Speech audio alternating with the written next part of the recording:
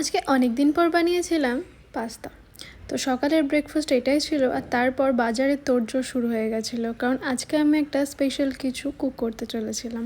তো তার জন্য বাজার টাজার করাটা একটু বেশি ম্যান্ডেটরি ছিল আমার জন্য। তারপর চলে এসেছিলাম রান্না করতে।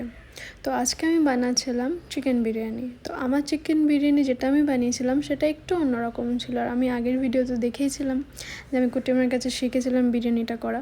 তো এরপর আমি কুটিমার দেখে কুটিমার কাছ থেকে সাজেশন নিয়ে ঠিক সেম টু সেম ওরকমই বানানোর চেষ্টা করেছিলাম।